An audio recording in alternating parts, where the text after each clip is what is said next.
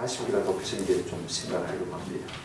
우리가 이미 민수기 35장에서 도피성을 다뤘고 오늘 또 이 신명기 19장에서 도피성에 대해서 생각하고 또 앞으로 조금 넘어가면 여호수아 20장에 가서 또 도피성에 대해서 좀 생각을 하게 되어질 것입니다.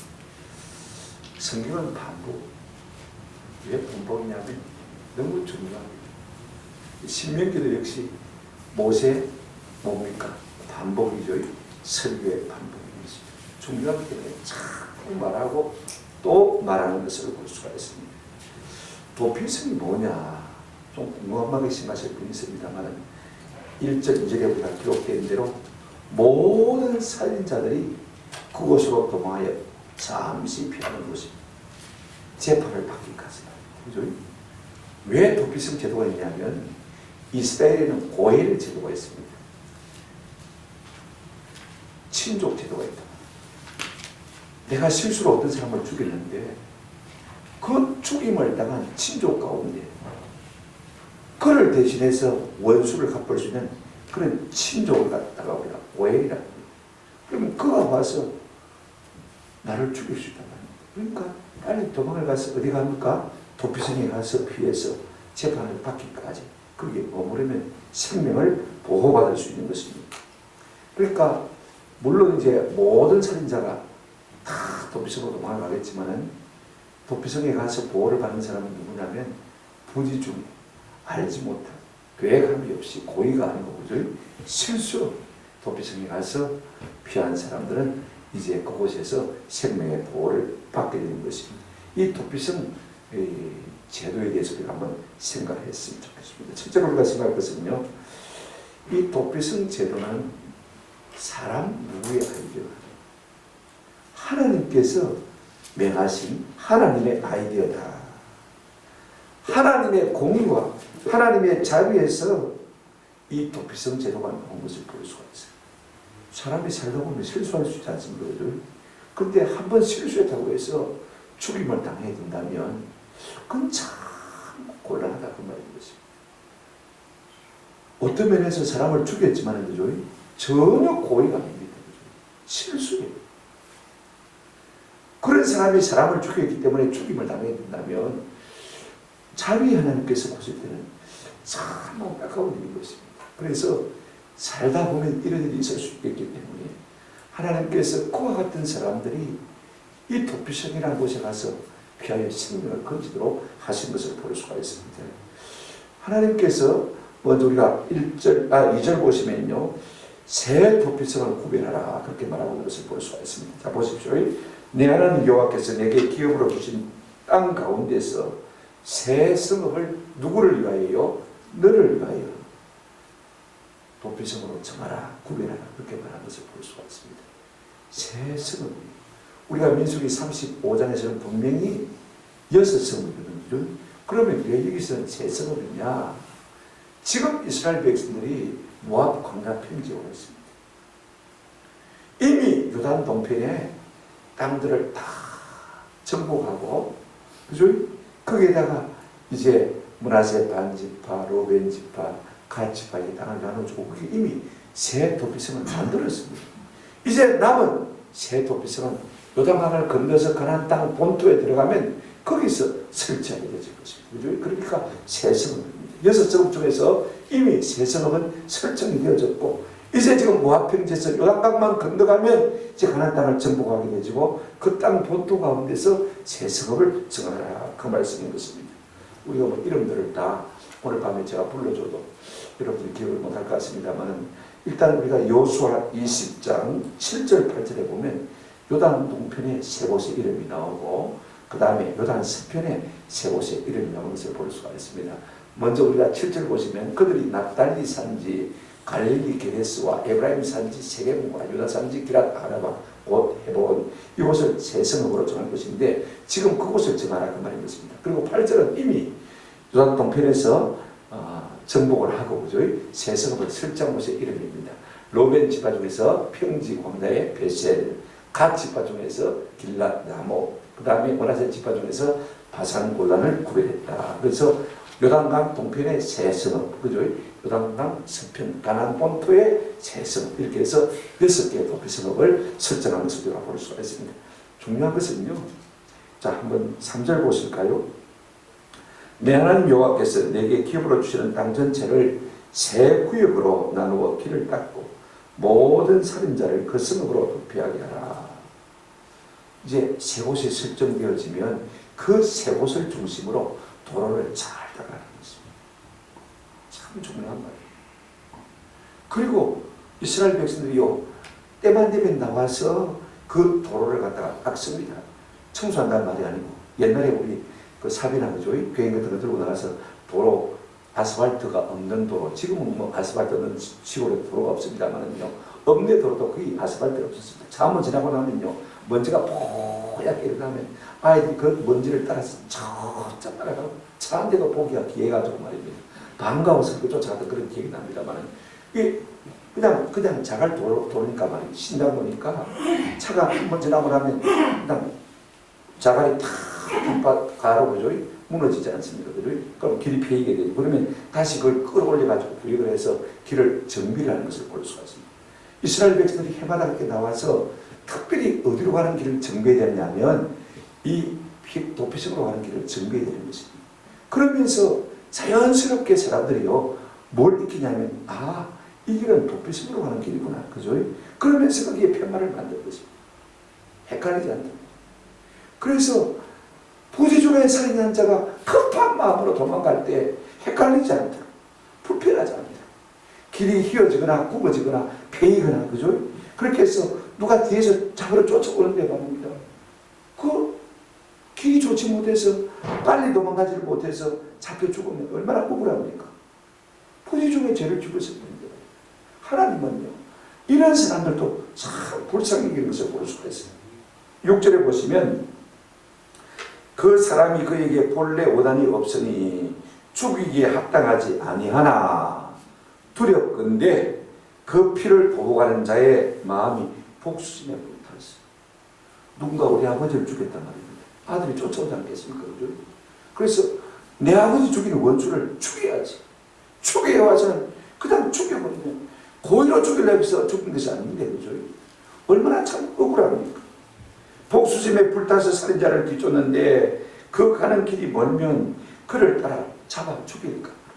이게 길이 먼 것만 문제가 아닙니다. 길이 험하면, 그죠? 길이 좋지 못하면, 그렇지 않습니까? 그죠?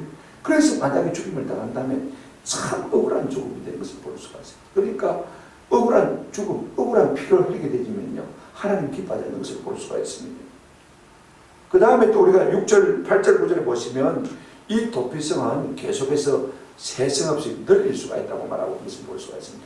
8절 보시면 내 하나님 여호와께서 내 조상들에게 맹세하신 대로 내 지경을 넓혀 네 조상들에게 주리라고 말씀하신 땅을 다 내게 주실 때에, 그 다음에 9절, 또 너희가 오늘 내가 네게 명하는 이 모든 명령을 지키게 하여 내 하나님 여호와를 사랑하고 항상 그의 길로 행할 때는 이 셋 외에 또 뭡니까? 새 성읍을 따라.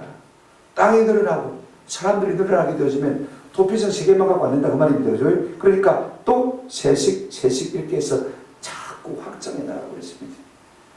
하나님이 원래 이스라엘 백성에게 약속하신 땅은요, 여러 곳에서 나옵니다만 창세기 15장, 민수기 11장, 신명기 11장, 민수기 1장 이런 곳을 보게 되어지면 저 북쪽으로 유바라데, 그죠? 지금으로 말하면 이란, 이라크 땅까지, 그 다음에 밑에 애국, 하수까지, 그죠? 그러니까 엄청나게 큰 땅입니다. 지금 땅은 가나안 땅만 기본만 두시지만, 그죠?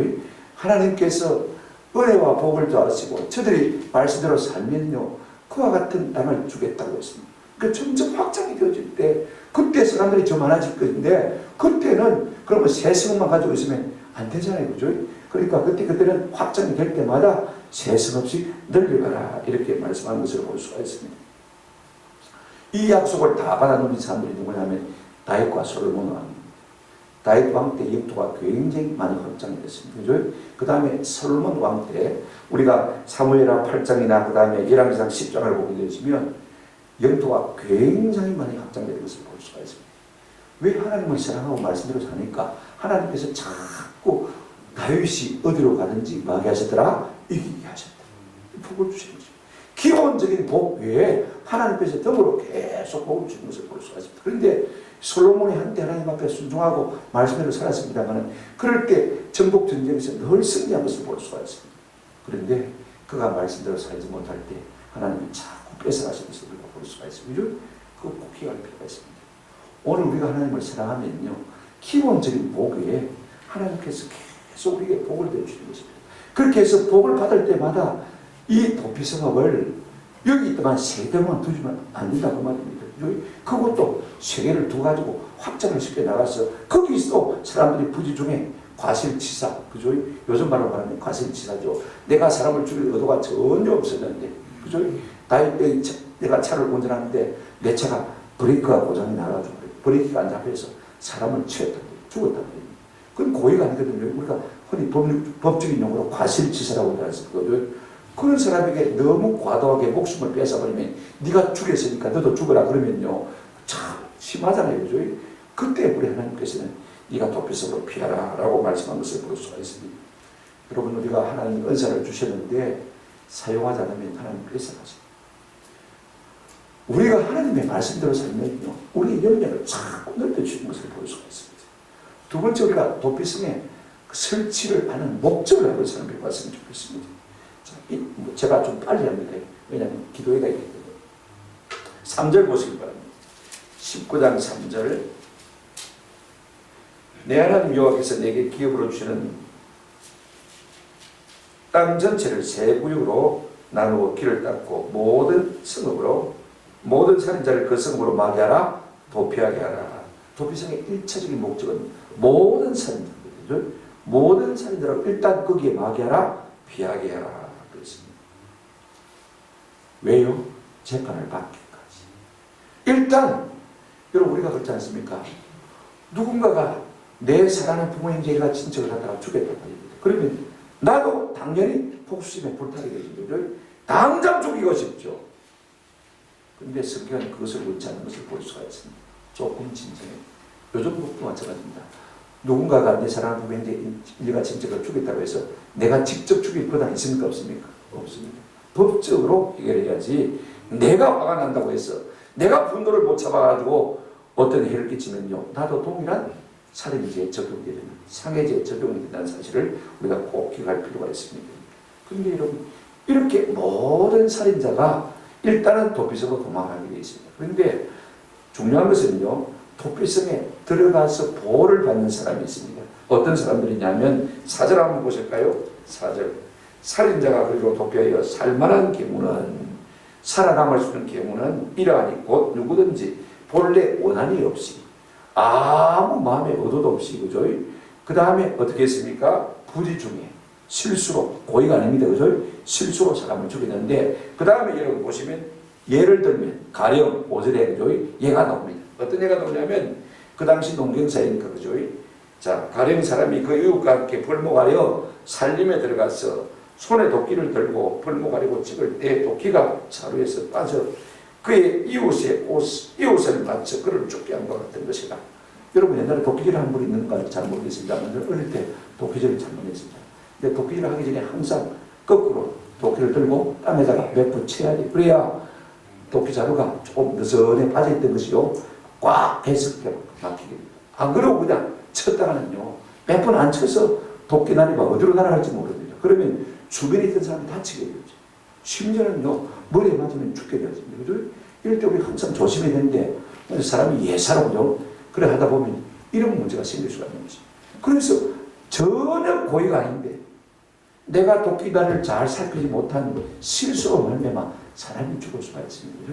이럴 때는 우리가 도피성에 들어가서 일단 뭡니까? 재판을 받기까지 보호를 받는 것을 볼 수가 있습니다. 어느 정도로 철저하게 지켜줘야 되냐면 6절에 보면 그런 사람이 도망을 가는데 여러분 그 가족들이 쫓아와가지고 그를 중간에 죽여버리면요 참 힘들잖아요. 그죠? 그러니까 그 가정도 아픔을 당하지만은 아무 원한도 없이, 그죠? 실수로 한 사람도 가정도 또 아픔을 당하면 그런 일들이 연속되어지면요 그 땅이 피로 말미암아 더러워질 수밖에 없는 것입니다. 하나님은 이것을 별로 좋아하지 않는 것을 우리가 볼 수가 있어요. 그래서 이런 고의가 아닌 실수로 어쩔 수 없이 범죄한 죄를 짓게 되죠. 죄는 죄입니다만은요. 그런 사람들을 보호하시기 위해서 하나님께서 도피성 제도를 둔 것을 우리가 볼 수가 있습니다. 두 번째, 또 목적이 하나 있어요.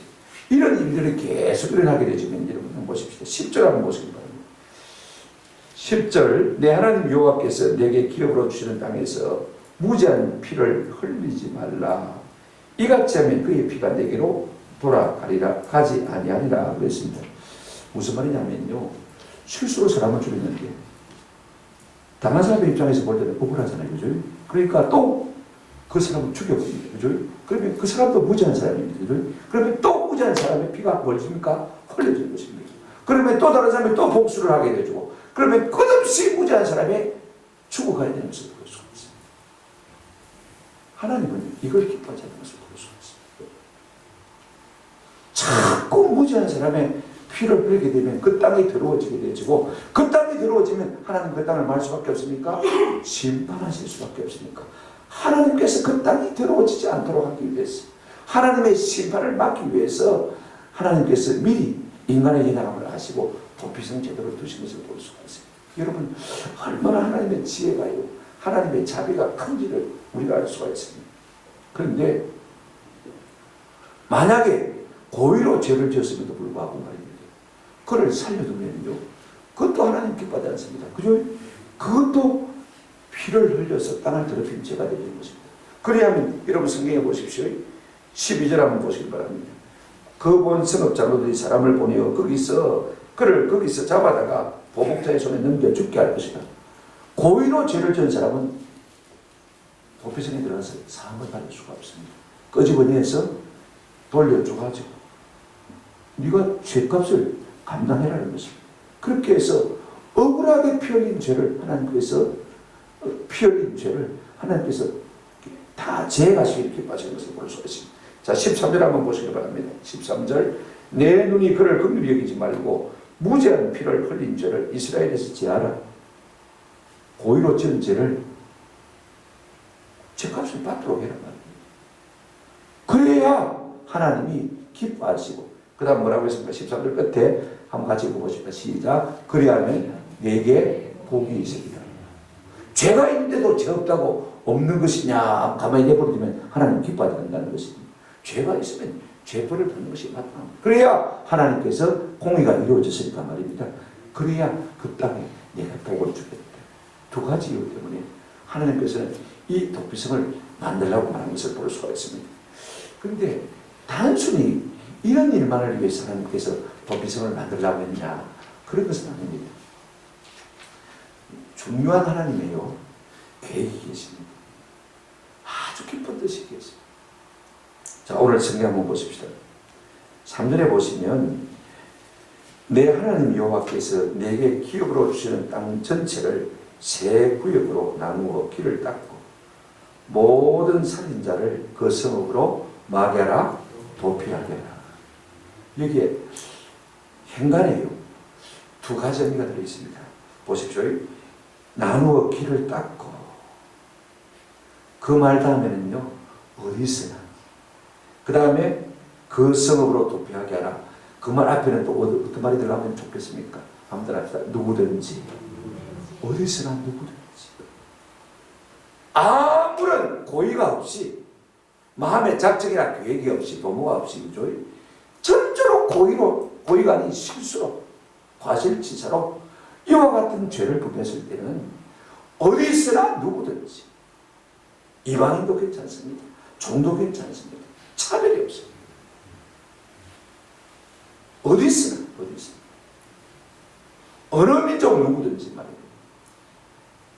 그와 같은 일을 만났을 때는 어디 와서 피하라?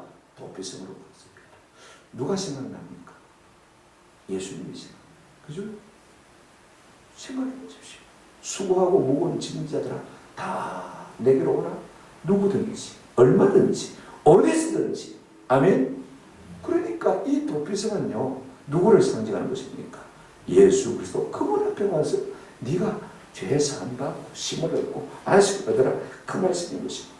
우리 예수님 그런 말씀하셨습니다. 요한복음 3장 16절에 하나님이 세상을 이처럼 사랑하사 독생자를 주셨으니 이는 그를 믿는 자마다 누구든지, 옛날 번역에는 누구든지 했는데 우리 요즘 번역에는 이런 강세 의미가 사라져버렸어요. 옛날 번역에는 누구든지 요한복음 3장 16절에 보시면 누구든지 멸망하지 않고 뭘 얻게 하려 하심이라? 영생을 얻게 하려 하십니다. 저는 이 누구든지라는 말이 어릴 때부터 은혜를 받았어요. 누구든지라는 말이 없으면요, 행여나 나는 빠질 수 있지 않는가? 나는 죄야 될까? 불안이 우리 속에 있습니까? 없습니까? 있습니다. 근데 성경에 누구든지라는 말이 너무 좋은 거. 사도행전 2장 21절에 누구든지 주의 이름을 부르는 자는 구원을 얻으리라. 한번 합시다. 누구든지.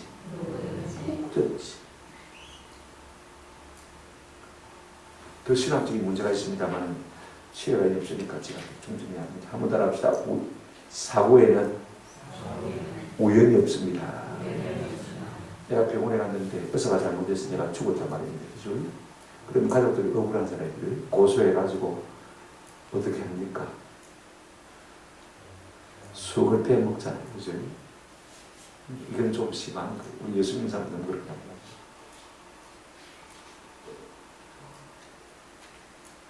우리에게는 우연이지만 하나님에게는 우연이 없습니다. 이렇게 하십니다. 조금 더 이게 어려운 문제가 됩니다만요. 내가 고의로 실수로 사람을 죽였어요. 그죠? 내게는 우연입니다. 그죠? 하나님은 이거 알고 계십니까? 모르고 계십니까? 그렇게 될 걸 알고 계십니까? 모르고 계십니까? 알고 계십니다. 그럼에도 허용해 두신 것을 볼 수가 있습니다. 그 사람이 죽을 때가 돼서 그렇게 하신 것인지, 그 사람이 악해서 그런 것인지, 꼭 악해서 그런 건 아닙니다. 하나님께서 가만히 잘 사는 사람도요, 그냥 질병으로 전쟁으로 불러가시는 경우가 종종 있습니다. 왜냐하면 더 악한 세상을 만나기 전에 하나님이 그 영혼을 사랑하셔서 하나님 나라로 불러가시는 경우가 성경에 종종 있습니다. 꼭 기억하셔야 돼요. 요시아 왕입니다. 그가 애국 왕 바로를 갖다가 막아서기 위해서요, 갈그미스 전투에 나가는 것을 볼 수가 있습니다. 애국 왕 바로가 니하고 싸울 것이 아니니까 니 좀 들어가도 니 하나님이 그렇게 말 안 하더냐 그랬습니다. 그럼에도 불구하고 이 요아스 왕이 말입니다. 애국 왕 바로와 싸우다가 결국에는 화살에 맞아서 전사하고 간 것을 볼 수가 있습니다. 그럼 하나님께서 이 요아스 왕이 참 착한데, 요시아 왕이 참 착한데 왜 그렇게 죽으면 내모라 죽게 만드셨느냐. 하나님의 진노가 임박했거든요. 그 이후로 그 땅을 하나님이 심판하셔야 되니까 네가 내게 의로움 있는 것을 내가 구하고 그 의로움 때문에 이 고통을 더 보지 않도록 하기 위해서 분별했다고 했어요. 그런가 하면요, 여로보암 2세 아들 병들어 죽게 되었습니다. 죽었어요. 열왕기상 우리가 14장을 보면 그런 이야기가 나옵니다만요, 그 아들이 죽은 이유를 갖다가 열왕기상 14장 13절에 보면 이렇게 말하고 있는 것을 볼 수가 있습니다. 제가 읽어드리겠습니다. 북이스라엘의 왕의 아들인데 온 이스라엘이 그를 위하여 슬퍼하며 장사하려니와 여로보암에게 속한 자는 오직 이 아이만 묘실에 들어가리니 이는 여로보암의 집 가운데서 그가 하나님의 이스라엘의 하나님 여호와를 향하여 선한 뜻을 품었습니다. 왜 그 아이를, 죄 없는 아이를, 착한 아이를 하나님이 데리고 하셨느냐? 중요한 이유가 있습니다. 이제 여로보암의 집에 하나님께서 심판을 내리실 때인데 그 아비야만 병들어 먼저 죽은 이유를 이렇게 설명하고 있습니다. 그가 이스라엘의 하나님 여호와를 향하여 한번 더 합시다. 선한 뜻을 품었습니다. 의로운 사람들이, 착한 사람들이요, 이상하게 빨리 간다 싶으면 우리가 듣고 하나 깨달은 것이 있어야 됩니다. 뭐냐면, 이 땅 가운데 재앙이, 재난이 덮친 모양입니다. 그래서 하나님이 사랑하는 사람을 마음일까? 때로는 먼저 불러갈 수 있다는 말씀인 것입니다. 우리 예수님 사람은 이런 사고를 당할 때요, 하나님께서 허용하신 이유를 생각합니다. 그래서 한복 잡으려고 너무 그렇게 하지 않는 것이 좋습니다. 하나님께는 우연이 있다 없다? 우연이 없다. 그죠? 우리가 믿는 사람이 좀 태도가 다르다. 막상 내가 그 일을 당하면 어떻게 될지 모르지만요. 그러나 하나님께 맡기고, 그죠? 하나님의 선한 제사에 맡기고 하나님의 뜻을 따라 사는 것이 훨씬 좋습니다. 더 중요한 건 하나 있습니다. 제가 이걸 좀 강조해서 말씀을 드리려고 하는데요. 자, 여러분, 그러면 이 도피성의 주인은 누구냐 하는 문제입니다. 하나님께서 나중에 6성읍에서 48성으로 도피성을 확장합니다만요. 그 모든 도피성은 한번 더 합시다. 레인이 거주하는 곳입니다. 레인이 거주하는 곳입니다. 일반 사람들이 거하는 성읍은 도피성이 될 수가 없습니다. 하필이면 하나님께서 레인에게 주신 그곳에 땅만 도피성을 삼는 것입니다. 이 말이 참 중요해요. 왜 그러면 레위 지파냐, 레인이냐? 왜 하나님께서 레위 지파를 제사장 지파로 하나님을 섬기는 지파로 삼았느냐? 우리가 출애굽기 32장을 보게 되면 모세가 시내산에 십계명을 받으러 가는 동안에 이스라엘 백성들이 금방 그 마음이 부패해져가지고 금 송아지를 만들었어요. 그게 우리를 애굽에서 그러는 신이라고 하나님이라고 하면서 섬겼습니다. 그죠? 모세가 내려와 보니까 막 난리고 있습니다. 이런 일이 있을 수가 없습니다. 대노했습니다. 그래서 외쳤습니다. 누구든지 여호와의 편에 서는 자는 다 내게로 나오라 했을 때 누가 나왔냐면 레위 지파가 나왔어요. 모세와 같은 지파죠. 그죠?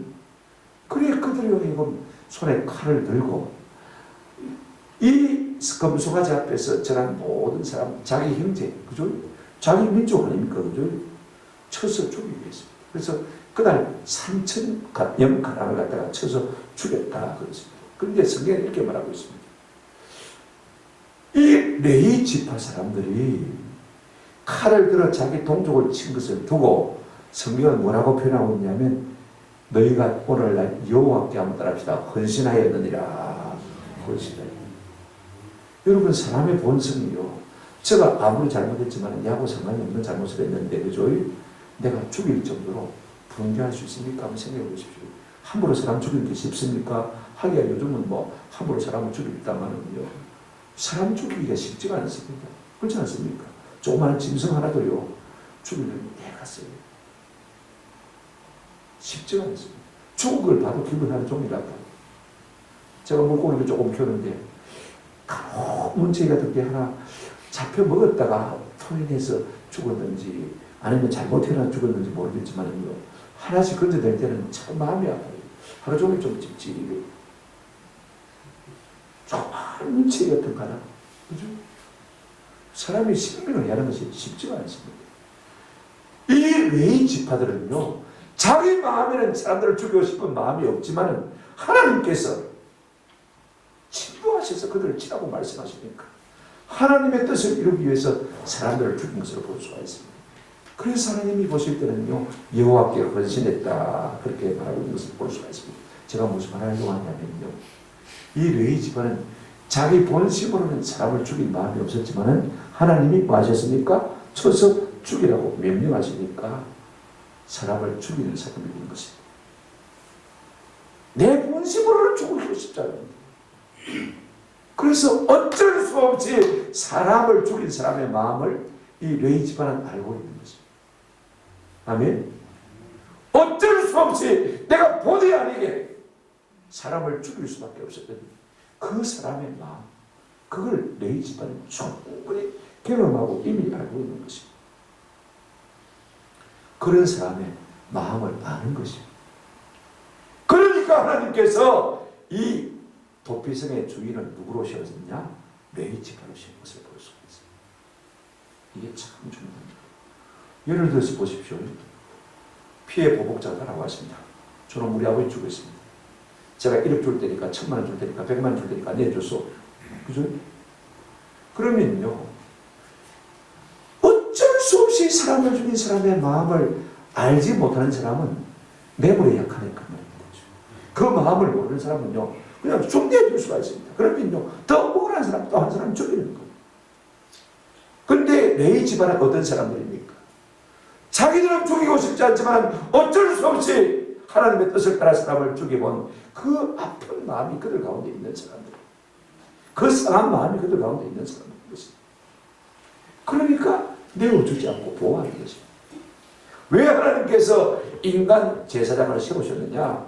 우리가 히브리서 5장 1절 2절에 보면 제사장마다 사람 가운데서 택한 자이므로 하나님께 속한 일에 사람을 위하여 예물과 속죄하는 제사를 드리게 하나니 그가 무식하고 미혹된 자를 능히 용납할 수 있는 것은 한번 더 합시다. 자기도 연약에 휩싸여 있습니다. 참 중요한 말. 내가 죄 가운데 거해보지 않은 사람은요, 죄인의 심정을 몰라요. 내가 약해보지 않은 사람은 약한 사람의 마음을 몰라요. 내가 공부를 못해본 사람은요, 공부 못한 사람의 심정을 알지만 공부를 잘해본 사람들은 공부 못한 사람의 인정을 이해를 못합니다. 내가 아파본 사람은 아픈 사람의 심정을 이해합니다만요, 늘 건강한 사람은 아픈 사람의 심정을 이해할 수가 없는 것입니다. 여러분, 이제 천정은 자매 항암 치료를 80여 살. 대단하지 않습니까? 그러니까 암 환자를 전도할 수 있는 거예요. 나도 암 환자다. 나도 아파봤다. 지금도 나도 암 치료받고 있다. 그 심정을 아는 거예요. 아멘? 그러니까 하나님께서 도피성의 주의를 누구로 세우셨느냐? 레위 지파로 세우셨어요. 여러분, 제사장이 제사를 드려줍니다. 가만히 보니까 어제 그저께 같은 김제호가 또 왔습니다. 어째 또 왔어? 그리 됐습니다. 다음 주에 또 오네요. 와, 또 왔어. 나 모르겠습니다. 와, 자꾸 내가 죄를 지르는지. 그죠? 그러면 제사장이 또 어떻게 합니까? 또 제사를 지내주는 거. 자기도 죄를 지을 수밖에 없는 무엇에 입사했습니까? 연약함에 입사했겠죠. 군말 없이 또 죄를 짓고 또 죄를 짓고 또 죄를 짓고 와도 또 그 죄를 위해서 뭐 하시는 것입니까? 제사를 드려주는 것.